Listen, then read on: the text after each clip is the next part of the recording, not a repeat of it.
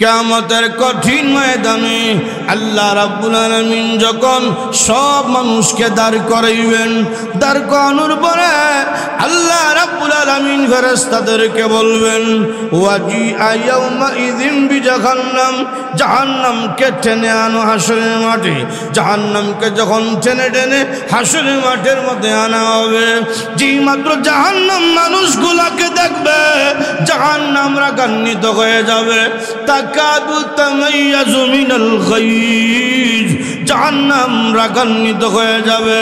প্রভু গো, তুমি না বলেছ মানুষ আর পাথর আমার খাবার, এই যে হাসরের মাঠ পরিপূর্ণ মানুষ দ্বারা, ও খোদা ফেরেশতারা তো আমাকে ধরে রাখছে, আপনি ফেরেশতাদেরকে বলুন গো ওরা যেন আমাকে ছাইয়া দেয়, আমি মানুষগুলোকে খেয়ে ফেলি। নবীজি বলেন হঠাৎ করে ফেরেশতা ধরে রাখতে পারে না, জাহান্নাম ছুটিয়ে গেছে, মানুষের দিকে আক্রমণ করবে। যেই মাত্র মানুষকে আক্রমণ করবে, এমনি আল্লাহ রাব্বুল আলামিন কুদরতি হাত দিয়া একটু পানি জাহান্নামের মধ্যে ছিটিয়ে দিবে। যেই মাত্র এক ফোঁটা পানি জাহান্নামের মধ্যে ছিটিয়ে দিবে, সঙ্গে সঙ্গে জাহান্নাম নীরব হয়ে যাবে। নবীজি বলেন, প্রভু কোন পানি দিয়েছ জাহান্নাম যে নীরব হয়ে গেল? এটা কি জমজম কুয়ার পানি? না গো নবী, এটা জমজম কুয়ার পানি নয়, এটা কি হাউজে কাউসারের পানি? আল্লাহ বলবেন না, এটা জমজম কুয়ার পানি নয়, এটা হাউজে কাউসারের পানি নয়, এটা হইল আমার গুনাহগার বান্দা বান্দির চোখের পানি। যারা জাহান্নামের গুনার ভয়ে, যারা আমি আল্লাহ রাব্বুল আলামিনের আযাবের ভয়ে আমার দরবারে কান্না করত, ওই পানিটা আমি আল্লাহর কুদরতি হাত দ্বারা আমার কুদরতি ট্যাঙ্কির মধ্যে জমা রাখছিলাম। কিয়ামতের মাঠে ওই পানিটা জাহান্নামের মধ্যে ছিটিয়ে দিয়েছি, তাই জাহান্নাম নীরব হয়ে গেছে। চিন্তা করছেন চোখের পানির কি পরিমাণ পাওয়া? এই জন্য আল্লাহ বলেন, আল্লাহ রাহমাতুল লিল আলামিনকে দেখার জন্য ইহুদির রাখাল, বকরি রাখাল, ওই গোলাম বের হয়ে গেছে। সামনে এক সাহাবীকে পাইল, জিজ্ঞাসা করল, তোমাদের নবী কোথায়?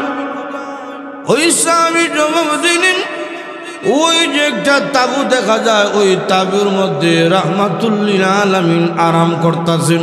সুবহানাল্লাহ জোরে এখন। ওই বকরি রাখাল তাবুকে উদ্দেশ্য করে সামনের দিকে যায়। সামনের দিকে গিয়া দেখে রাহমাতুল লিল আলামিন নবীজি তাবুর মধ্যে আরাম করতেছে। নবীজির নিচে কোনো বিছানা নাই, মাথার মধ্যে কোনো বালিশ নাই। সুবহানাল্লাহ জোরে এখন। আল্লাহর নবী রাহমাতুল লিল আলামিনকে দেখে ওই গোলাম তো অবাক। শুনেছি তিনি মদিনার বাদশাহ, বাদশাহ পাহারাদার দিবে, কোনো বডিগার্ড নাই, কোনো সিকিউরিটি নাই, আরাম করার জন্য কোনো বিছানা নাই, কোনো বালিশ নাই। বিষয় কি? আর এত সুন্দর চেহারা রে, যেন বোঝা যায় পূর্ণিমার 14 তারিখের পূর্ণিমার চাঁদ তাবুর ভিতরে উদয় হয়েছে।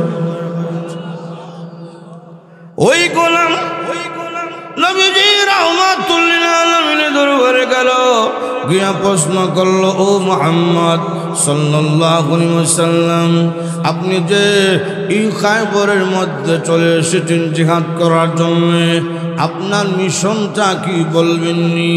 নবীজি তখন বললেন, আমার মিশন হইল লা ইলাহা ইল্লাল্লাহ। জোরে জোরে লা ইলাহা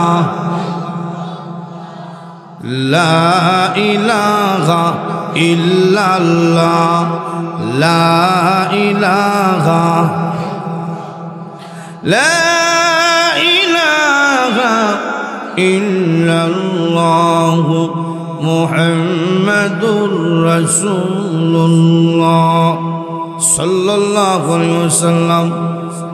আমার মিশন হইল এই দুনিয়ার জমিনে আল্লাহর গোলামি প্রতিষ্ঠিত করা। আর আমি নবী আল্লাহর বান্দা এবং তার রাসূল, এটা যেন দুনিয়ার মানুষ স্বীকার করে নেয়, গ্রহণ করে নেয়। ওই বকরি রাখাল ওই ইহুদির গোলাম নবীকে ডাক দেখায়, আল্লাহ নবী গো, আমি যদি কালেমা গ্রহণ করি আমার কি লাভ হবে? আল্লাহ নবী রাহমাতুল আলামিন গোলামকে ডাক দেখায়, শোনো, তুমি যদি কালেমা গ্রহণ করো মহান আল্লাহ রাব্বুল আলামিন নিম্নেও তোমাকে 10টা পৃথিবীর সমান একটা জান্নাত দান কইরা দিবে। গোলাম ডাক দেখো, আল্লাহর নবী, আমি গোলাম, আমি বকরি রাখালি করি, সারাদিন রোদের মধ্যে আমাকে থাকতে হয়, বকরি রাখালি করি। এই জন্য রোদের মধ্যে থাকার কারণে আমার শরীর প্রচণ্ড গামে, গামার কারণে শরীরের মধ্যে প্রচণ্ড দুর্গন্ধ করে। আমার শরীরের দুর্গন্ধের কারণে সমাজের ভালো ভালো মানুষরা কাছে বসতে দেয় না। নবী গো, আমার শরীরের দুর্গন্ধের অবস্থা কি হবে? নবীজি বললেন, তুমি যদি কালেমা পড়ো আর তুমি যখন জান্নাতের মধ্যে যাবে, জান্নাতের মধ্যে তোমার শরীর গামবে ঠিক, কিন্তু গামের মধ্যে দুর্গন্ধ থাকবে না। জান্নাতের শরীরের তোমার গামের মধ্যে মেশকে আম্বরে সুগারান থাকবে।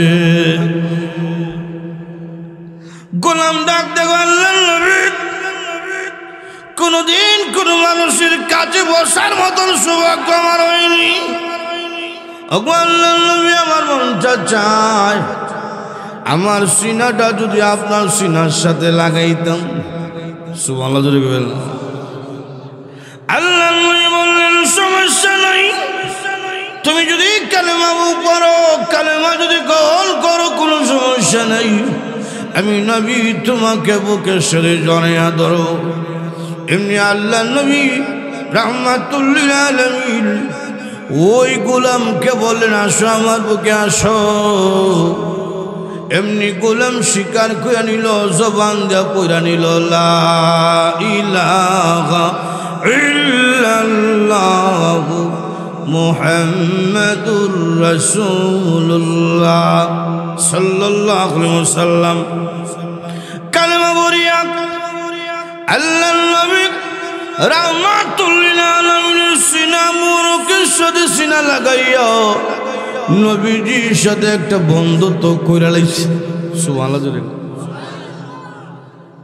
আল্লাহর নবীকে ডাক দেখ, আল্লাহর নবী, এখন আমি যে আল্লাহকে মানলাম, এখন আমার কি করতে হবে বলুন, কি আমল করতে হবে? নবীজি বললেন, এখন কোন নামাজের ওয়াক্ত না, তোমাকে নামাজের কথা বলতে পারি না। এখন কোন রমজান মাস না, তোমাকে রোজা রাখার কথা বলতে এখন পারি না। তবে শোনো, এই মুহূর্তে বাতিলের বিরুদ্ধে যুদ্ধের ময়দানে জিহাদ চলছে, তুমি জিহাদে শরীক হয়ে যাও। জোরে বলেন না সুবহানাল্লাহ। আল্লাহর নবী, জিহাদে যদি আমি শরীক হই আমার লাভ কি হবে? নবীজি তখন বললেন, তুমি যদি যুদ্ধের ময়দানে জিহাদ করে করে শহীদ হয়ে যাও, মহান আল্লাহ রাব্বুল আলামিন তোমাকে শহীদের মর্যাদা দান করিয়া বিনা হিসাবে জান্নাতের মেহমান বানিয়ে দিবে। চলে গেছে যুদ্ধের ময়দানে, যুদ্ধের ময়দানে গিয়া কাফিরদের বিরুদ্ধে জিহাদ করতে করতে করতে করতে এক পর্যায়ে সেই ব্যক্তি শহীদ হইয়া জান্নাতের মেহমান হয়ে গেছে। এখন আসরের পরে সাহাবাই কেরাম, মুসলমান যারা যারা শহীদ হয়েছে নবীর সাহাবীরা, তাদের লাশ বাছাই করতেছে, লাশ বাছাই করে কারা কারা শহীদ হইল, লাশ বাছাই করতেছে। হঠাৎ করে দেখে একজন ব্যক্তি, এই ব্যক্তিকে আমরা চিনি না, কিন্তু আমাদের মুসলমানদের কাতারে পইরা আছে। বিষয় কি, তারা গোল কইরা এই সাহাবীকে দেখতেছে। উনি কে? উনাকে তো আমরা কোনো দেখি নাই, কিন্তু আমাদের কাতারে উনি শহীদ হয়ে পড়ে রয়েছে। উনি কে? তাদেরকে দেখার জন্যে নবীজি কাছে গেছেন, গিয়া বললেন তোমরা এখানে গোল করে বসো কেন? তখন সাহাবাই কেরাম বলছেন ইয়া রাসূলুল্লাহ, এই ব্যক্তিকে আমরা চিনতে পারছি না, কিন্তু তিনি আমাদের কাতারে শহীদ হয়ে পড়ে রয়েছে, উনাকে আমরা চিনতে পারছি না, এই জন্য আমরা শনাক্ত করতে কষ্ট হচ্ছে। নবীজির চেহারার দিকে তাকিয়ে বললেন ইনি সাধারণ কেউ না রে, এটা এমন এক ব্যক্তি জিন্দেগিতে কোনোদিন নামাজ পড়ছে না, জীবনে কোনোদিন রোজা রাখছে না, জীবনে কোনোদিন হজ করছে না, কিন্তু তার জন্য আল্লাহর তৈরি জান্নাত ওয়াজিব হয়ে গেছে। কিছুক্ষণ আগে আমার কাছে কালেমা পইরা মুসলমান হইয়া যুদ্ধের ময়দানে এসেছিল, তখন যুদ্ধের ময়দানে আসার পরে শহীদ হইয়া জান্নাতের মেহমান হয়ে গেছে। এখন চিন্তা করেন, আল্লাহকে গ্রহণ করার সঙ্গে সঙ্গে জান্নাত। সুবহানাল্লাহ জোরে কর, একটু যদি বলবেন না সুবহানাল্লাহ। তো এক নম্বর কর্মসূচি কি? আল্লাহকে মাইনা নাও, গ্রহণ করো। 2 নম্বর ব্যাখ্যা হইল আল্লাহকে মানবা এবং আল্লাহর বিধান মানবা। সুবহানাল্লাহ জুড়ে কর। আমাদের সমাজে কিছু মানুষ আছে বিধান মানে না, এ কিন্তু মুসলমান, কিন্তু বিধান মানে না। ফর্দা মানি না, এইরকম মুসলমান নাই নাই। ফর্দা আবার কিসের ফর্দা মানি না? সুদ খায়, ঘুষ খায়, রমজান মাস আসলে কয় আমার গ্যাস্ট্রিকের বেদনা। এইরকম কিছু আসেনি। আল্লাহ বললেন আমাকে মানো এবং আমার বিধান মানো, এটি হলো প্রথম কর্মসূচি। 2 নম্বর হইল ওয়ারাসূল, আমার নবীকে তোমরা গ্রহণ করো। আমি আল্লাহকে পেতে হলে আমার নবীকে গ্রহণ করতে হবে। কথা কোন ঠিক কিনা? আল্লাহর হাবিব রাহমাতুল আলামিন মক্কার মুশরিকদেরকে প্রশ্ন করেছিলেন, তোমরা এই মূর্তি গোলামি করো কেন, মূর্তির সামনে মাথা নত করো কেন? তারা যতটা জবাব দিয়েছিল তার মধ্যে একটা জবাব ছিল, আমরা এই মূর্তির মাধ্যমে মহান আল্লাহর সন্তুষ্টি অর্জন করতে চাই। নাউযুবিল্লাহ জোরে কর। তখন আল্লাহ পাক কোরআনে আয়াত নাজিল করছে, কোরআনে আয়াত নাজিল করছে, قل إن كنتم تحبون الله فاتبعوني يحببكم الله।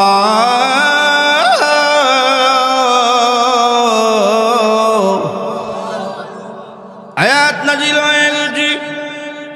এখন নবীজি আপনি দুনিয়ার মানুষকে জানিয়ে দিন, তারা যদি আমি আল্লাহ সন্তুষ্টি অর্জন করতে চায়, নবী গো তারা যেন আপনাকে গ্রহণ করে।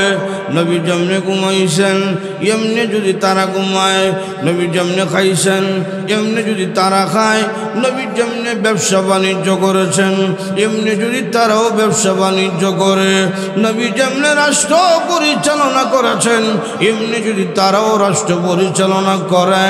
আমি আল্লাহ ঘোষণা দিলাম, আমি আল্লাহ দুনিয়ার মানুষদেরকে ভালোবাসবো। আমরা তো বলি আল্লাহকে ভালোবাসি, আল্লাহকে ভালোবাসি। আল্লাহ বলেন তোমরা এই স্লোগান দেওয়ার দরকার নেই, তোমরা যদি আমার নবীকে ঘোষণা করো, আমি আল্লাহ ঘোষণা করলাম ইউহিব্বুকুমুল্লাহ, আমি আল্লাহ তোমাদেরকে ভালোবাসবো। সুবহানাল্লাহ, জোরে কইবেন না? এটি হলো 2 নম্বর কর্মসূচি, আমার নবীকে গ্রহণ করো। নামাজ পড়বা, আমার নবীর তরিকা গ্রহণ করতেছেন। এই পাতো তোমাকে আমরা সম্মান করি, এই জন্য চুমা দেই। আমি দেখেছি নবীজি তোমাকে চুমা দিতে। সুবহানাল্লাহ জোরে বলো। আমি জানি তোমার কোনো ক্ষমতা নাই, নবী তোমাকে চুমো দিয়েছেন এই জন্য আমি দেই। সুবহানাল্লাহ একটু জোরে কইবেন না? সাহাবাই কেরাম এত দামি হইলেন কেমনে? নবীকে গ্রহণ করেছেন সঠিকভাবে। কথা কোন ঠিক কিনা? সাহাবাই কেরাম এত সম্মানী হইলেন কেমনে? নবীকে গ্রহণ করার কারণে তাদের সম্মান মর্যাদা বেড়ে গেছে। যেটা বলেন সুবহানাল্লাহ। আজকে আমাদের মধ্যে তো এই গোটা পৃথিবীর জমিনে মুসলমানরা লাঞ্ছিত, অপমানিত। এর কারণ কি? এর কারণ কি? গোটা বিশ্বের মুসলিমরা আজকে লাঞ্ছিত অপমানিত। কথা কোন ঠিক কিনা? এর মূল কারণ দুইটা। এক নম্বর হইল কোরআনের সাথে আমাদের সম্পর্ক নাই, দুই নম্বর হইল নবীজির সাথে আমাদের সম্পর্ক নাই। কথা কোন ঠিক কিনা? নবীজির সুন্নতের সাথে আমাদের সম্পর্ক নাই। এমন পোশাক পরিধান করছে, আপনি পোশাকে যদি তাকান, আল্লাহু আকবার, প্যান্ট পরছে সিধা প্যান্ট, আঁটুর নিচে সিধা, বোঝা যায় কুত্তায় কামড় দিছে। আসেনি আঁটুর নিচে খাউলা গেছে গা। 2-3 বছর আগে যখন দেখছিলাম সিধা, তখন ভাবছিলাম মনে হয় কুত্তা কামড় দিছে। আর গরিবের হুলা কিনতে পারছে না, ওরে শুনি না এটা কুত্তা কামড় না, এটা নাকি ফ্যাশন। এখন যদি সিধা হইরা কয় ফ্যাশন, আল্লাহ জানে কোন দিন ফ্যান্টের সেন্ট খুললে কয় ফ্যাশন। আর এখন দেখছি কুলার কাছাকাছি, আগে ছিল আঁটুর নিচে সিধা, আর এখন দেখছি আঁটুর উপরে সিধা, অর্থাৎ অফিসের কাছাকাছি গেছে গা। কথা কোন ঠিক কিনা? ও মুসলমান, আমাদেরই অবস্থা কেন? আমাদেরই অবস্থা কেন? আমাদেরই অবস্থা কেন? চুল কাটবেন, নবীজির তরিকা আছে না নাই? আরো জুড়ে বলেন, নবীজির সুন্নত তরিকা নাই।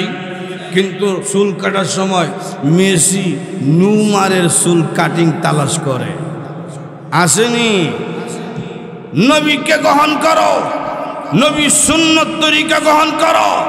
নবীজি সুন্নত মোহাম্মত করে জীবন চালাইতে পারো, আল্লাহ বলেন তুমি সফল, তুমি জান্নাতি। জুড়ে বলেন সুবহানাল্লাহ, তুমি জান্নাতি। এখন বিস্তারিত ব্যাখ্যা দেওয়ার তো সুযোগ নেই, তবে নবীকে গ্রহণ করার মতন আমি একটা সুন্নতের কথা বলি। এমন সুন্নত, যে সুন্নতগুলো যদি মানতাম পারি, নবীর প্রতি ভালোবাসা পয়দা হবে। সুবহানাল্লাহ জুড়ে বল। 1 নম্বর সুন্নতের নাম হইল দাড়ি। 1 নম্বর সুন্নতের নাম কি? আরো জুড়ে কন। নবীর মহব্বত রাখবো ইনশাআল্লাহ। দাড়ি, দাড়ি রাখবো। এটা এমন এক সুন্নত, দাড়ির যত বয়স হয় দাড়িওয়ালা ব্যক্তিরও সম্মান বাড়তে থাকে। সুবহানাল্লাহ জোরে কন। এই যে কালো দাড়ি, এটা এক সম্মান, দাড়িটা যখন সাদা হইব ডাবল সম্মান। কি পরিমাণ সম্মান! সাদা দাড়ি নিয়া কোনো ব্যক্তি যদি আল্লাহর দরবারে হাত উঠায়, তো রসুল বলেন সাদা দাড়িওয়ালার দরখাস্ত কবুল না করলে মহান আল্লাহ শরম লাগিয়া যায়। সুবহানাল্লাহ একটু জোরে কইবেন না? আল্লাহু আকবার। ইয়াহইয়া ইবনে আকসাম রহমতুল্লাহ আলাইহি বড় আলেম ছিলেন, বড় বুজুর্গ ছিলেন। ওনার বয়স হয়ে গেছে অনেক, কিন্তু দাড়ি সাদা হয়েছে না, দাড়ি কালো। ওনার ছেলেকে ডাকতে কইল, এই বেটা, আমি যদি মারা যাই তোমরা আমার দাড়িকে সাদা করে কবর দিবা। বলে কেন?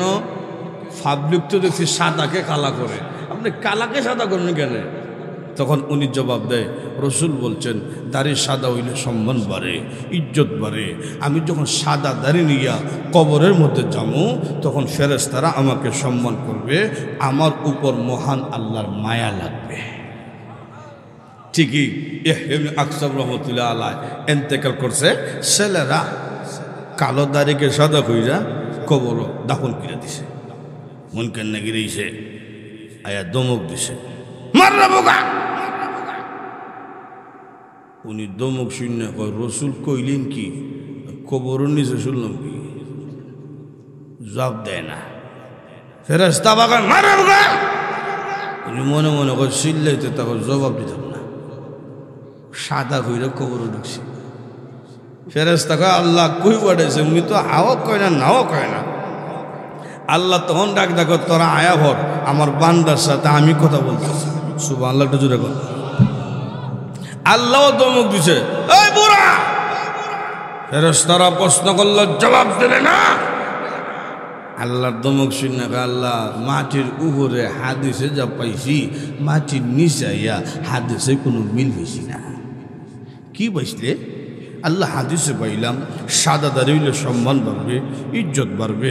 ফেরেশতা আমাকে দমক দিল, আপনিও দমক দিতেছেন, হাদিসে তো কোনো মিল নাই। আল্লাহ ডাক কয়, আমার নবী কইছে ঠিক, কিন্তু তুই তো 2 নম্বর বুড়া, তোর সাদা হইছে না, তুই নিজে করছ। তখন তিনি কয়, আল্লাহ এটা তোমার বয়ে, তোমার মহব্বতে আমার দাড়ির নবী সুন্নত আর সাদা যে এটা তোমার পছন্দ। সুবহানাল্লাহ জুড়ে কর। আল্লাহ ডাক দেখো, যে ব্যক্তি আমার নবী সুন্নতকে মহব্বত করে, আমার আমার পছন্দকে মহব্বত করে, এইরকম ব্যক্তির কবরে আমি আল্লাহ আযাব দিতে পারি না। ওই ফেরেশতা আয় আমার বান্দার কবরকে জান্নাতের বাগান বানিয়ে দিলাম। কয়েক মাস পরে উনার এক বন্ধু বড় আলেম উনাকে স্বপ্ন দেখছে, স্বপ্ন দেখে প্রশ্ন করছে, ও ইয়াহইয়া ইবনে আকরাম, আপনি যে কালো দাড়িকে সাদা করে কবরের গেছিলেন, বাঁচতে পারছেন নি না কিছুটা হয়েছে? উনি জবাব দেয়, আটকা গেছিলাম, ফেস খাটিয়ে ছুটে গেছি। সুবহানাল্লাহ একটু জোরে কর। তো নবীজি সুন্নতকে মহব্বত করবো ইনশাআল্লাহ। 1 নম্বর সুন্নতের নাম কি? দাড়ি রাখবো ইনশাআল্লাহ। 2 নম্বর সুন্নতের নাম হলো মিসওয়াক। 2 নম্বর সুন্নতের নাম কি? একটু জোরে বলেন। মিসওয়াককে মহব্বত করবো, রাজি আছে ইনশাআল্লাহ?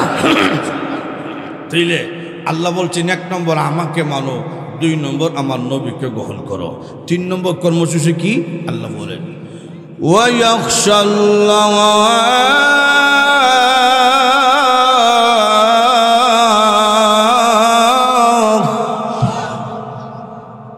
3 নম্বর আমি আল্লাহকে ভয় করব। কাকে? আরো জোরে কোন। ভয় করার ব্যাখ্যা আনছেন 2টা। 1 নম্বর ব্যাখ্যা হইল অতীতে যা গুনাহ করছি সব গুনার উপর লজ্জিত হইয়া আল্লাহর ভয়ে আল্লাহর দরবারে কান্না করা। সুবহানাল্লাহ একটু জোরে কোন। আমাদের গুনাহ আছে না নাই? আরো জোরে কোন। গুনার হিসাব নাই। কথা কোন ঠিক কিনা? কি পরিমাণ যে গুনাহের কোনো হিসাব নাই, কোনো হিসাব নাই। এমন গুনাহ আছে আমাদের সমাজে যে গুনাহকে আমরা গুনাহ মনে করি না। অনেক কবিরা গুনাহ আছে আমরা গুনাহ মনে করি না, এইভাবে আমরা গুনার কাজ চালাইতেছি। মহিলার দিকে তাকাইলে তাকাইছেই আর চোখ ফিরায় না, এরকম আল্লাহর বান্দা নাই। আরো জুড়ে কন। এটা কি ছোট গুনাহ না বড় গুনাহ? সাহাবায়ে কেরাম অবস্থা কি ছিল? আল্লাহ নবীর এক সাহাবী যাইতেছে পাহাড়ি রাস্তা দিয়া, উঁচা পাহাড়, নিচে হইল কুয়া। এক মহিলা গোসল করতেছে, নবী সাহাবীর চক্ষু চিল্লা গেছে। যেই মাত্র মহিলার দিকে তিনি তাকিয়েছেন, মহিলার দিকে তাকাইলে এটা আকর্ষণ যাবেই, এইটা আকর্ষণ, এটা আল্লাহর দেওয়া। কথা কোন ঠিক কিনা? এইটা যাইবই।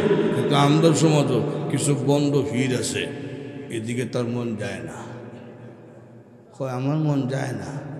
এটা দরবেশ, এটা দরবেশ না, এটা দরজে বেশ। আল্লাহ কুরআনে বলছেন যায়। কথা কোন ঠিক কিনা? যুইনা লিল্লাহ হুব্বুশ শাহাওয়াতি মিনান নিসা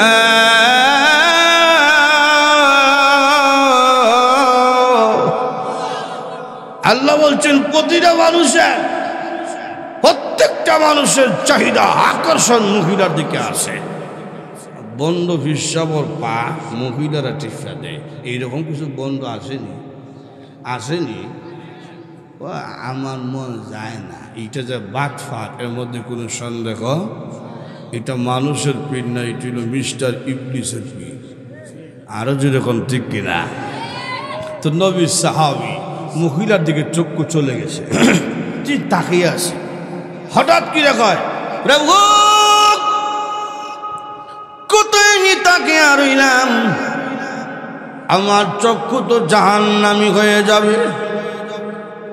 আল্লাহর নবী বলেছেন চোখ দিয়া মহিলার দিকে যদি তাকাই, এটা হইল চোখের জিনা। কথা কোন ঠিক কিনা? সাহাবীর অন্তরে জাহান্নামের আযাবের ভয়, আল্লাহ রাব্বুল আলামিনের ভয় আছে না নাই? ওই সাহাবী পাহাড় থেকে আসিয়া ঘরের দরজা বন্ধ করে দিছে। 1 দিন 2 দিন 3 দিন 5 দিন হয়ে গেল, রাত ঘুমায় না, দিন ঘুমায় না, শুধু কান্দে। সুবহানাল্লাহ জোরে কইবেন না? নবীজি দরবারে সংবাদ গেল, নবী গো আপনার যে সামদার মুজা সিরিয়া গেলে আপনার সাহাবী জুতা সেলাই কইরা দেয়, তিনি তো মরণাপন্ন অবস্থায়। নবীজি গেলেন দেখার জন্য, গিয়া ডাক দিয়া বললেন তোমাকে কোন গুনায় কাদায়?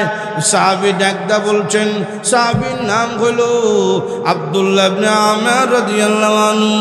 তিনি ডাকদা বলছেন, আল্লাহর নবী গো আমি চোখ দিয়া জিনা করছি গো নবীজি, এখন আমি তো চোখের জিনা করে ফেললাম। নবীজি তখন বললেন, তোমাকে এমন একটা আয়াত আমি শিখিয়া দিব, যে আয়াত শিখিয়া দিলে এর উপরে যদি তুমি আমল করো, মহান আল্লাহ রাব্বুল আলামিন তোমাকে দুনিয়া এবং আখিরাতে শান্তির জীবন দান করবে। আয়াত শিখিয়া দিই। আয়াতটা হইল, রব্বানা আতিনা ফিদ দুনিয়া হাসানাহ ওয়া ফিল আখিরাতি হাসানাহ ওয়া কিনা আযাবান নার।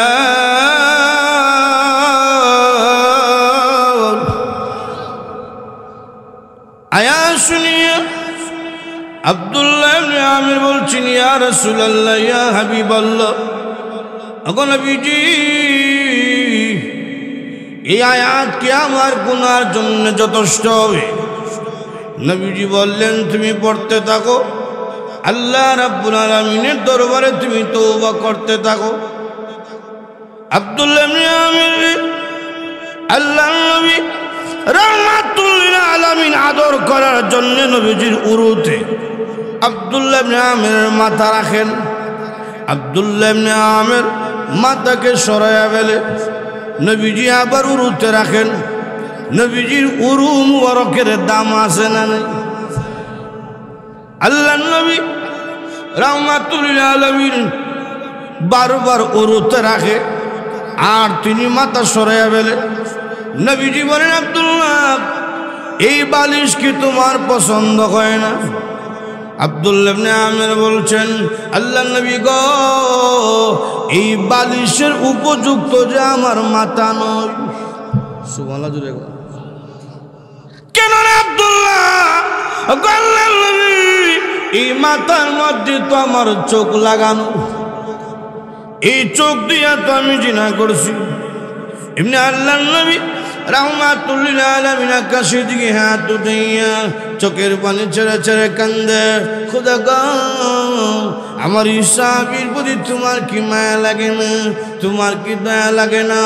এমনি আল্লাহ ডাকদা বলছেন, ওগো নবীজি আপনার ইসাবী আব্দুল্লাহ ইবনে আমির যদি মরতে মারা যায়, আমি আল্লাহ ঘোষণা দিলাম আমার জান্নাতুল ফেরদাউস তার জন্য ওয়াজিব হয়ে যাবে।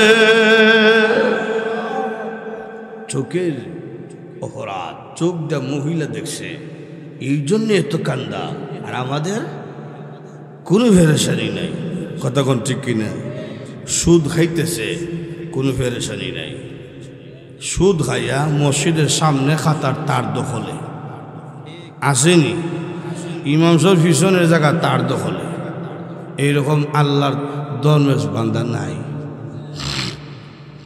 লক্ষ্য করে দেখেন, আল্লাহ অতীতের গুনার উপর লজ্জিত হইয়া আমার ভয়ে যারা কাঁদবে তারা হইল সফল। সুবহানাল্লাহ জোরে।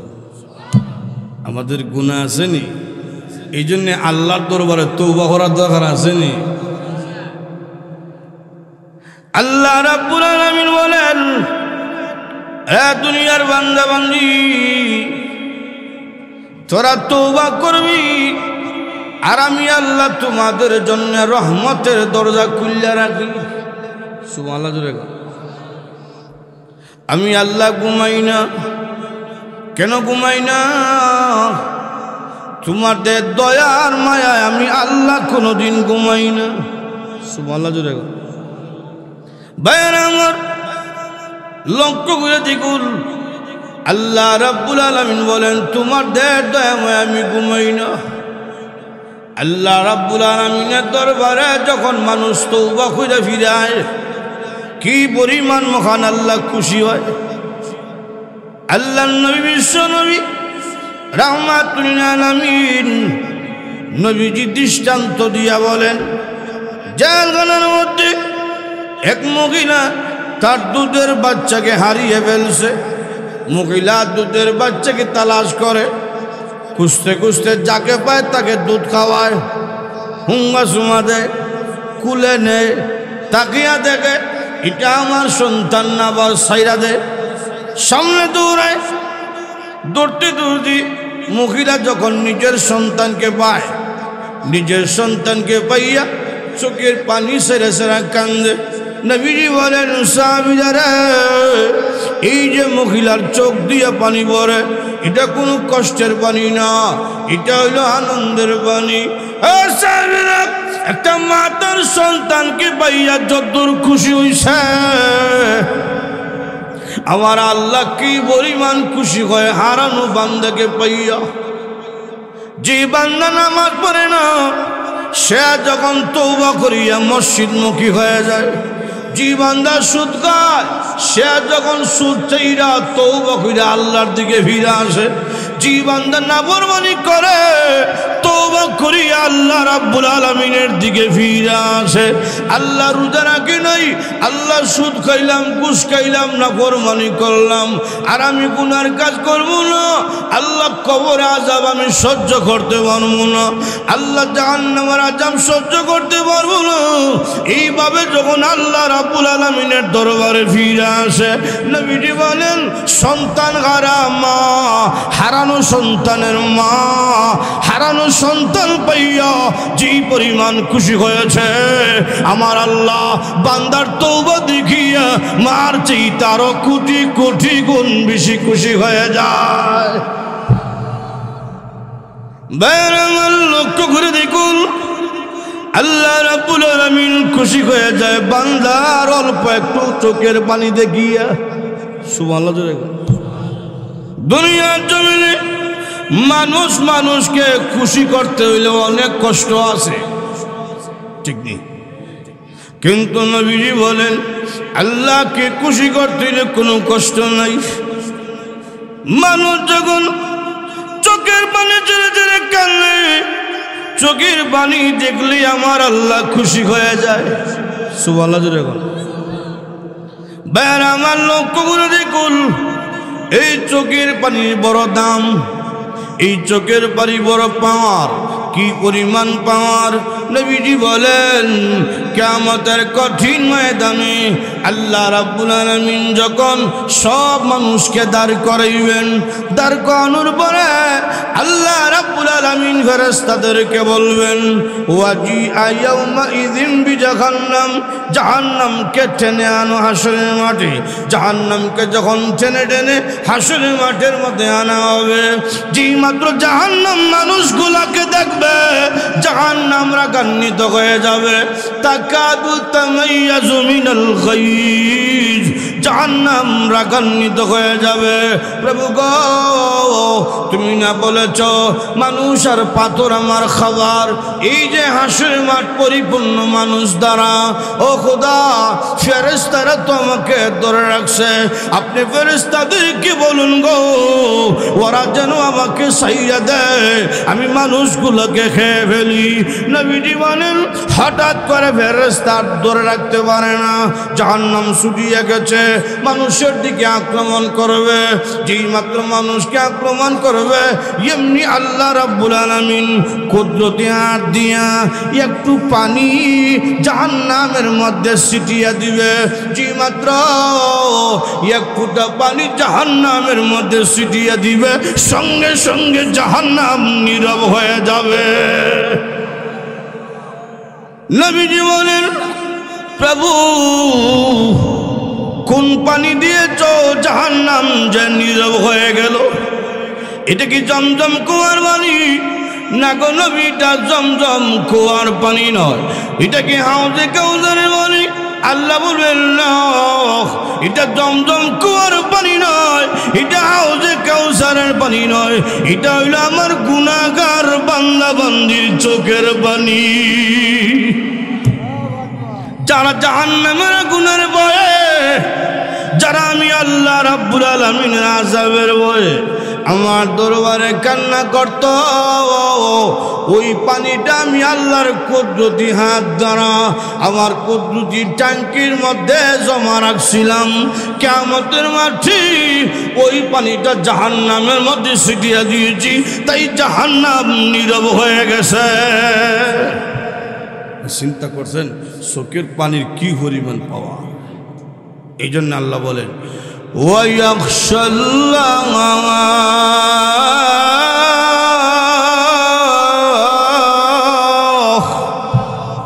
যারা আমাকে ভয় করে, অতীতের গুণের উপর লজ্জিত হইয়া তওবা করে।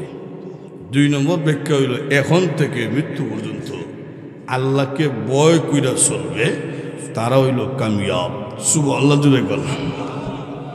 আল্লাহর ভয় মানুষকে দরবেশ বানায়, আল্লাহর ভয় মানুষকে আল্লাহর বন্ধু বানায়, আল্লাহর ভয় মানুষকে আল্লাহর ওলি বানায়। জুড়ে কোন সুবহানাল্লাহ। আল্লাহর ভয় তাকে রমজান মাসে রোজা ছাড়বে, দরজা বন্ধ করে খায়ালায়, এরকম নাই? দরজা বন্ধ করলেও ঘরের আবদ্ধ দরজা বন্ধ হয়ে রয়েছে ঘরের ভিতরে, আল্লাহ কি দেখে না? অন্ধকার রাতে আল্লাহ কি দেখে না? পানির নিচে ডুব দে পানি পান কইরা লায়, আল্লাহ কি দেখে না? আল্লাহ কি ফাঁকি দেওয়া সম্ভব? তো ভিতরে কার ভয়? আরও যদি এখন এটি হইল 3 নম্বর কর্মসূচি, আল্লাহকে ভয় করতে হবে। 4 নম্বর হইল ওয়াইয়া তাকহি, তাকওয়া অর্জন করো, তাকওয়া অর্জন করো। তাকওয়া হইল সমস্ত গুনার কাজ ছাইরা দাও আর নেক আমল গ্রহণ করো, এটা হইল তাকওয়া। সুবহানাল্লাহ জোরে কোন। তাকওয়া এটা এমন এক দামি, এমন এক ফজিলতপূর্ণ একটা আমল, যেই তাকওয়া মানুষকে মহান আল্লাহ পাক জান্নাতের মধ্যে যখন দান করবেন, রাসূল বলেন তাকওয়া যাদের কাছে থাকবে তারা আমি নবীর কাছে জান্নাতে বসবাস করবে। একটু জুড়ে বলবেন না সুবহানাল্লাহ। নবীজির কাছে আমরা বসবাস করতে চাই কি চাই না? আরো জুড়ে এখন আল্লাহ বিশ্ব নবী রাহমাতুল লিল আলামিনের বিশেষ একজন সাহাবী মুআয ইবনে জাবাল রাদিয়াল্লাহু আনহুকে আল্লাহর নবী রাহমাতুল লিল আলামিন যখন মদিনা থেকে ইয়ামন পাঠাইলেন, ইয়ামনের গভর্নর বানাইয়া আল্লাহর নবী ডাকদা বলছেন, আরে মুআয 1 বছর পরে তুমি আসবি, কিন্তু আমি নবীকে আর তুমি পাবে না। আরে মুআয 1 বছর পরে আসবে ঠিকই, আমার পিছনে আর তোমার নামাজ পড়া হবে না। এই কথা শুনিয়া মুআয ইবনে জাবাল রাদিয়াল্লাহু আনহু কান্না শুরু করলেন, ওগো আল্লাহর নবী আপনাকে দেখব না, এটা তো কোনোদিন সহ্য করতে পারি না। সাহাবায়ে কেরাম নবীকে না দেখলে কোনোদিন সহ্য করতে পারতেন না, কোনোদিন বরদাস্ত করতে পারতেন না। আল্লাহর নবী রাহমাতুল লিল আলামিন যেদিন দুনিয়া থেকে বিদায় হয়ে গেলেন, সংবাদ প্রচার হয়ে গেছে নবীজি বিদায়। এক সাহাবী ছিলেন ময়দানে কাজরত অবস্থায়, সঙ্গে সঙ্গে সেজদার মধ্যে পড়িয়া কান্না শুরু করলেন, প্রভু গো শুনেছি তোমার বন্ধু নাকি বিদায়, ও রব্বুল আলামিন তোমার নবীজি যদি দুনিয়া থেকে বিদায় হয়ে যায়, আমার চোখের দৃষ্টি শক্তি আর দরকার নাই, আমার দৃষ্টি শক্তি নিয়ে যাও। জোরে কন্যা সুবহানাল্লাহ।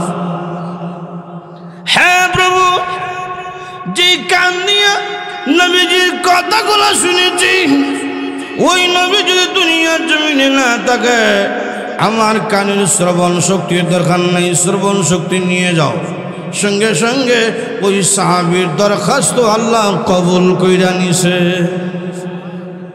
হযরত বিলাল রাদিয়াল্লাহু আনহু আল্লাহর হাবিব রাহমাতুল লিল আলামিনের বিদায়ের 3 দিন পরে মদিনার মাটিকে ডাকদা বললেন, আরে মদিনার মাটি, আমি আর তোমার বুকে থাকতে চাই না। কেন থাকবো না জানোনি? যেই জমিনে আমার নবী দেখা যায় না ওই জমিনে আমি থাকবো না, কারণ মদিনার জমিনে এমন কোনো রাস্তা নাই যে রাস্তা দিয়ে আমি নবীজির সঙ্গে হাঁটা চলা করি নাই। সুবহানাল্লাহ। আজকে যখন আমি একা একা হাঁটি, নবীজির হাঁটার স্মৃতি আমার চোখের সামনে ভেসে ওঠে। তবে আমি এমন এক দেশে যাব যেই দেশে নবীজির সাথে আমি কোনোদিন হাঁটাচলা করি নাই। চলে গেলেন সিরিয়ার দামেস্কে। 3 মাস পরে স্বপ্নে দেখলেন আল্লাহর হাবিব রাহমাতুল লিল আলামিন হযরত বিলাল রাদিয়াল্লাহু আনহুকে ঘুমের মধ্যে স্বপ্নের মাধ্যমে ডাক দেখায়, ওরে বিলাল, আমি নবী কি অন্যায় করলাম রে বিলাল? আমার মদিনা ছেড়ে কেন তুমি দূরে চলে গেছো? আরে বিলাল, আমি নবী কেন তোমার আজান শুনতে পাই না? হযরত বিলাল রাদিয়াল্লাহু আনহু ঘুম থেকে উঠার পরে, ঘুম ভাঙ্গার পরে সুদূর মদিনার দিকে রওনা দিয়ে দিছেন। মদিনা যাওয়ার পরে সাহাবায়ে কেরাম জমা হইয়া কান্না শুরু করলেন, ও নবী যুগের মুয়াজ্জিন বিলাল আজান দেন। আপনার আজান শুনিয়া নবীজিকে হারানোর ব্যথা একটু হলেও দূর হতে পারে। নবীর যুগের আজানটা আমরা শুনতে চাই। সুবহানাল্লাহ। হযরত বিলাল বললেন, না, আমি আজান দিতে পারবো না। আগে যখন আমি আজান দিয়েছি মসজিদের মিম্বরে তাকিয়া দেখতাম আল্লাহর হাবিব রাহমাতুল লিল আলামিন বৈশা বৈশা আমি বিলালের আজান শুনে। আজকে যখন আমি আজান দিব আল্লাহর হাবিব রাহমাতুল লিল আলামিনের চেহারা মুবারক আমি তো দেখব না। না, আমি বিলাল আজান দিতে চাই না। আমি যখন নবীকে না দেখব কোনোদিন আমি বিলাল বরদাস্ত করতে পারবো না। সকলের প্রস্তাব তিনি প্রত্যাখ্যান কইরা দিলেন। আসলেন হযরত হাসান আর হুসাইন রাদিয়াল্লাহু আনহুমা, দুই ভাই হযরত বিলাল রাদিয়াল্লাহু আনহুর সামনে দাঁড়াইয়া কান্না শুরু করলেন, বিলাল, আপনি আমাদের নানাজির মুয়াজ্জিন ছিলেন। সুবহানাল্লাহ জোরে গো। ও বিলাল, আমরা দেখেছি আপনি যখন আজান দিতেন আমাদের নানাজির জামাতের ইমামতি করার জন্য আসতেন। ও বিলাল,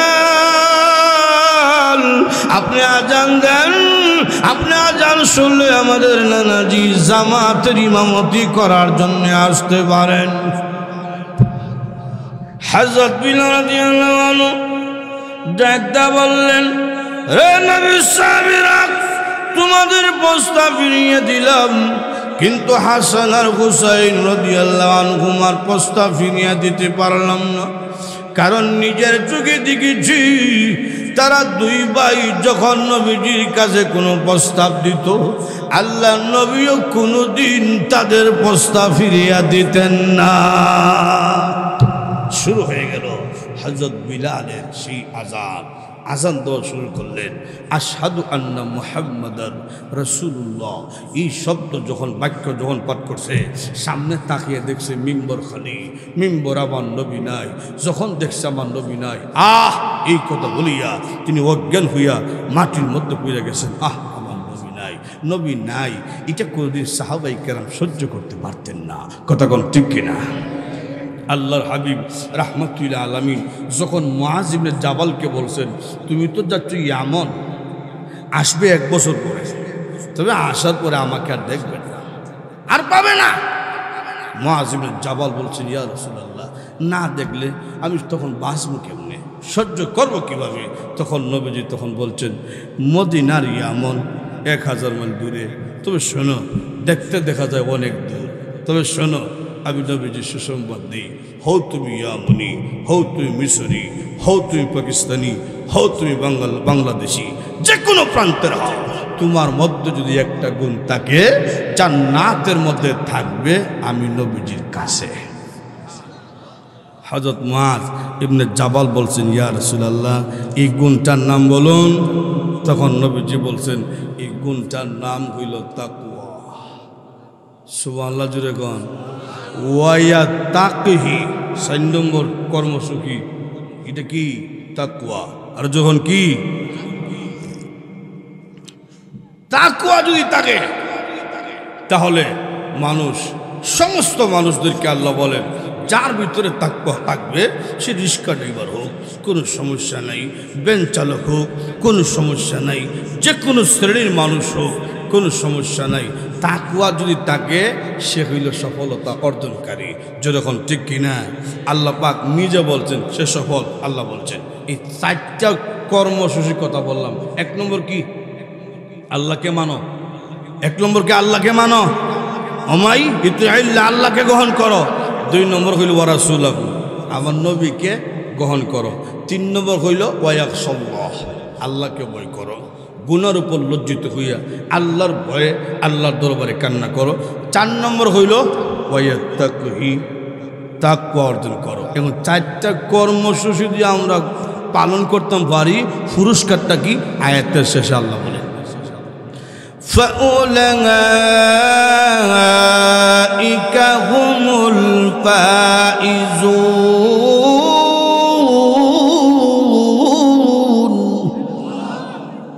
তারা হইল কামিয়াব, সাকসেসফুল। বিশাল বাড়ির মালিক সাকসেসফুল হতে পারে না, গাড়ির মালিক সব নাই, তারা আরো বেশি চিন্তা। তুইলে দুনিয়ার জমিনে চিন্তামুক্ত কেউ নাই, তাহলে বিশাল বাড়ির মালিক, বিশাল গাড়ির মালিক, বিশাল টাকা সম্পদের মালিক হওয়ার পরও চিন্তামুক্ত নাই, সুতরাং সেও সাকসেসফুল হতে পারে না। রাসূল বলেন জান্নাতে গেলে কোনো মানুষের চিন্তা থাকবে না। সুবহানাল্লাহ জুড়ে গো, আগামীকাল খাইমো কি এই চিন্তা নাই জান্নাতে, এই চিন্তা নাই। জান্নাতের আরাম আয়েশের শেষ নাই। 3 নম্বর কইল মন যা চায় সব পাবে, এমন একটা জীবন যার আছে সে হইল সাকসেসফুল। মন যা চায় তা পায়, এটা যার আছে সে হইল সাকসেসফুল। আমাদের মন চায় আমরা বুড়ো হইতাম না, কথা কোন ঠিক কিনা? বুড়া হতে আমরা চাই না, কথা ঠিক না? কিন্তু বুড়া হতে হয়, কথা ঠিক না? তাহলে মনের আশা পূরণ হইল না। তো জান্নাতে গেলে কোনো মানুষের বুড়া হবে না। সুবহানাল্লাহ জুড়ে 32 অথবা 34 বছরের নৌজওয়ান থাকবে, নৌজওয়ান। 2 নম্বর হইল প্রত্যেক পুরুষের চাহিদা সুন্দর সুন্দর বউ হইত, কথা কোন ঠিক কিনা? এরপরে বছরে বছরে মাসে মাসে পারি না, যদি বছরে বছরে একটা বউ হইতাম তুইলে বালা আছে। এটা প্রত্যেক পুরুষের চাহিদা। ইসলাম বলছে, কোরআন বলছে যে সামর্থ্য থাকে 4টা বউ একসাথে রাখো, কোনো সমস্যা নেই, যদি ইনসাফ করতে পারো, এটা ইসলাম বলছে। কিন্তু আমাদের সমাজের অবস্থা হলো খারাপ। যদি কোনো হুজুরও 2 নম্বর বিয়া করে তখন পাবলিক সমালোচনা করে, মোল্লা হইয়া খামটা হলো কিতা, কথা আল্লাহ রাহমাতুল লিল আলামিন জান্নাতের মধ্যে মহান আল্লাহ রাব্বুল আলামিন বউ যখন দান করব নিম্নে 71টা বউ দিব, লাগলে আরো বাড়াইয়া দিব। সুবহানাল্লাহ জুড়ে বল। জান্নাতুল ফেরদাউসের মধ্যে যারা যাইব, সবচেয়ে বড় জান্নাতের নাম হলো জান্নাতুল ফেরদাউস। নবীজি বলেন জান্নাতুল ফেরদাউসের মালিক যারা হইব, মহান আল্লাহ রাব্বুল আলামিন তাদেরকে 25,000 বউ দান করবে। এরা কেমন সুন্দর, পারবেন মিয়া, ভয় হইয়েন না। বডিটা কেমন, 60 হাত লম্বা।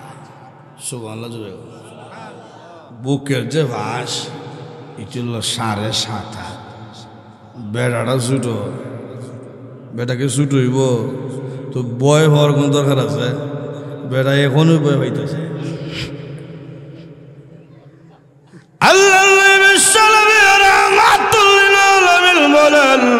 হুরপুরীরা দেখতে কেমন সুন্দর হবে শুনিয়া লও।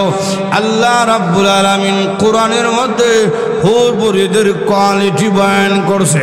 আল্লাহ রাব্বুল আলামিন বলেন আজওয়াজুম মুতাহহারা ওয়া হুম ফিহা খালিদুন।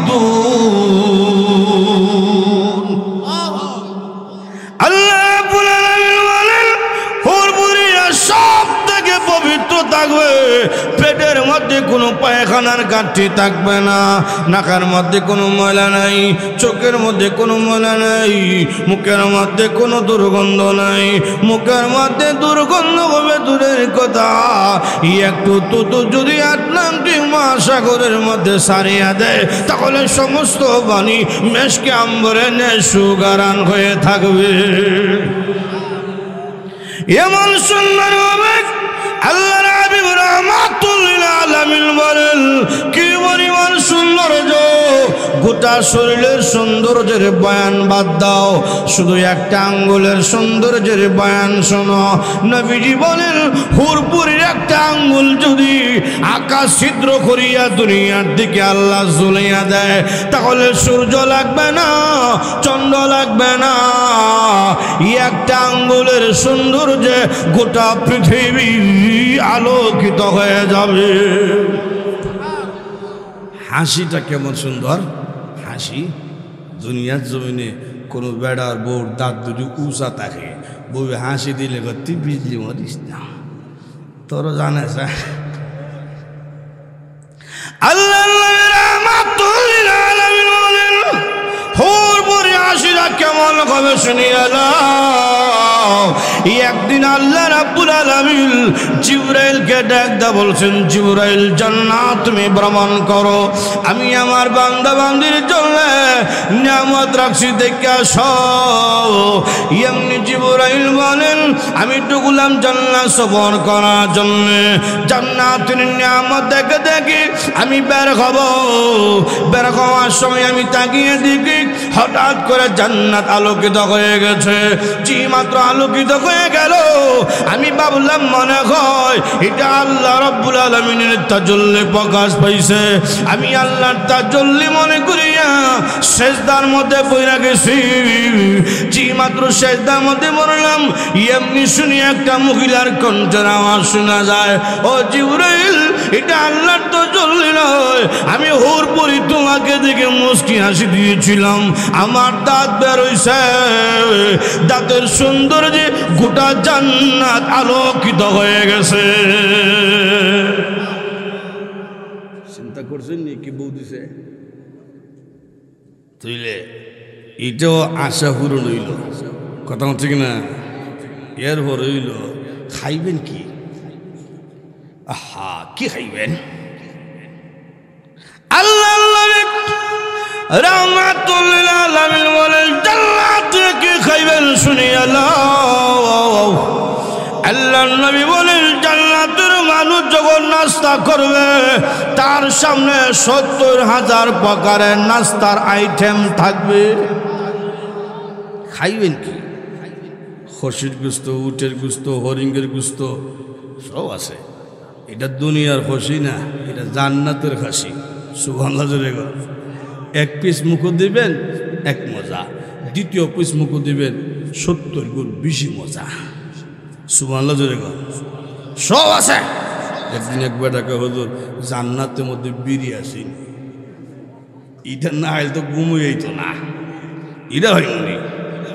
জান্নাত গেলে ফসা জিনিসের কথা স্মরণ হইতো না, আর না হইলে যা চাইবেন সব পাইবেন, সব পাইবেন। দুনিয়ার কি আছে, দুনিয়ার ভোগ বিলাস এটা সামান্য, কথা কোন ঠিক কিনা। আল্লাহ কুরআনে বলছে কুল মাতাউদ দুনিয়া কালিল।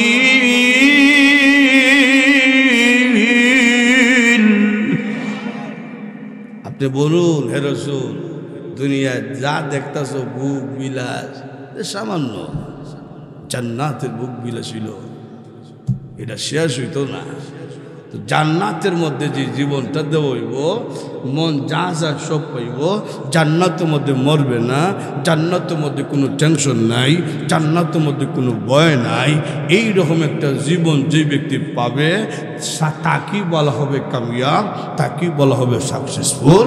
তাহলে সাকসেসফুল কারা, কামিয়াব কারা, সফলতা অর্জন করলো কারা?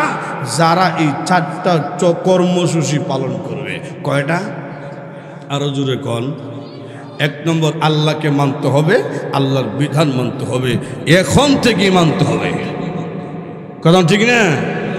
আমাদের হায়াতের কোনো গ্যারেন্টি, আগামীকালের সময় কবরের বাসিন্দা হতে পারি। কথা কোন ঠিক কিনা? সুতরাং এখন থেকেই আমাদের জীবনটাকে আল্লাহর গোলামির মধ্যে কাটানো দরকার। কথা কোন ঠিক কিনা? এই যে কুরআনের আয়োজন করছে, ওয়াজের আয়োজন করছে, উদ্দেশ্য কি? উদ্দেশ্য হইল আমাদেরকে ইসলাহ করা, আমাদের আমলটা সংশোধন করা। কথা কোন ঠিক না? আমাদেরকে পরিবর্তন করা, এটাই হলো ওয়াজের উদ্দেশ্য। এই যে যুবকরা, এই যে এলাকাবাসী মিল্লা একটা ওয়াজের আয়োজন করছে, এটা মূল উদ্দেশ্য হইল আমাদেরকে সংশোধন করা। যে 4টা আমলের কথা বললাম, 4টা কথা, এই কথাগুলো যদি মানতাম পারি তাহলে আজকের ওয়াজ কবুল। মানব ইনশাআল্লাহ। আল্লাহকে মানব, আমরা মানি আলহামদুলিল্লাহ। জোরে বল। বিধানটা মানতাম, বিধান, নামাজ পড়তাম না ছাড়তাম, সাইরা দিই। আমরা সমাজে এমন মানুষ আছে 1 সপ্তাহেও মসজিদও যায় না, তাহলে জুম্মার নামাজি আসেনি। একবার আগে হুজুর আমরা গ্রামে এমনও ব্যক্তি আছে জুম্মার নামাজও পড়ে না, এমন ব্যক্তি নাই। এক ইমাম শুধু বিপদে পড়ছিল ওয়াজ কইরা, এলাকার মধ্যে ওয়াজ করতেছে, আর বেনামাজির বিরুদ্ধে বেটা গরম হয়েছে। ওই বেনামাজিরা উন্নত মসজিদ বানিয়ে কি হইতো, নামাজের সময় নামাজি নাই, সব বেনামাজিরা জাহান্নামে। এমনি এক বেটা দাঁড়াইছে, ইমাম সাহেব 10 বছর ধরে আমরা গ্রামে ইমামতি করতেছেন, আমরার বাদ খাইয়া আপনি আমাদেরকে জাহান্নামে দিবেন? ইমাম সাহেব কয় ইয়া সাহরি খাইছে।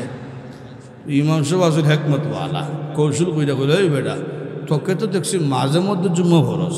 জি হুজুর আমি এত খারাপ না, আমি মাঝে মধ্যে জুম্মা করি। তো ইমাম সাহেব কই তুইলে দেখা তুই জুম্মার নামাজি, আমি কইছি বেনামাজি, তুই দেখা যায় জুম্মার নামাজি। বহ তুই না। তার মাথা ঠান্ডা হয়েছে, বইছে। আরেক বেটাটার এখন জুম্মার নামাজও পড়ি না, আপনি আমাকে জাহান্নামী বলবেন কেন? ইমাম সাহেব তখন কয়, এই বেটা তুই কি ঈদের নামাজও পড়স না? জি হুজুর আমি বছর 2 বার লাগাল ভাই, এটা না পড়ি কেমনে? আমি ঈদের নামাজ পড়ি। তুইলে তো দেখা যায় তুই ঈদের নামাজ। বাহ তুই না। আরেকটা দাঁড়ায় এখন আমি ঈদের নামাজও পড়ি না, জুম্মার নামাজও পড়ি না, আপনি জাহান্নামী কইবেন কেন? ইমাম সাহেব কয়, বেটা গত বছর তোর বাবা মারা গেছিল, তার জানাজা করছিলি? জি হুজুর বাবার জানাজা করছি। তো আমি কইছি বেনামাজি, তুই দেখা যায় জানাজার নামাজি। বহ তুই না। এই হলো আমাদের আমলের অবস্থা। কথা কোন ঠিক? এই জন্যে আল্লাহকে মানবো, আল্লাহর বিধান মানবো, ঠিক আছে ইনশাআল্লাহ। আর বিধান মানবো কার তরিকায়? নবীজির তরিকায়। রাজা ইনশাআল্লাহ। 3 নম্বর হইল আল্লাহকে ভয় করতে হবে সর্ব অবস্থায়। কাকে ভয়? আল্লাহকে ভয় করতে হবে। আল্লাহর ভয় যখন থাকবে এই মানুষটা চুরি করবে না, আল্লাহর ভয় যখন থাকবে জিনা করবে না, আল্লাহর ভয় যখন থাকবে কোনোদিন সে ব্যক্তি নামাজ ছাড়তে পারে না। এই জন্য আল্লাহকে ভয় করা। আর 4 নম্বর হইল তাকওয়া অর্জন করা। তাকওয়ার সহজ ব্যাখ্যা হইল গুনার কাজ ছাইড়া দাও, গুনার কাজ ছাইড়া দাও, নেক আমল গ্রহণ করো, এটা হইল তাকওয়া। আল্লাহ আমাদের প্রত্যেককে এই 4 গুণে গুণান্বিত হওয়ার তৌফিক যেন দান করেন। আর জুড়ে বলে আমিন। এই সুন্দর আয়োজন যারা করলো তাদের জন্য মন থেকে দোয়া করি, আল্লাহ প্রত্যেককে সাহাবায়ে কেরামের মতন কবুল করেন, কোরআনের খাদেম হিসেবে কবুল করেন। এখন আপনাদের জন্য তবারকের ব্যবস্থা আছে। আচ্ছা আচ্ছা ঠিক আছে, রেডি আমি বলতেছি। হ্যাঁ আমি দাঁড়াও, এটা কোরআনের মাহফিল, জান্নাতের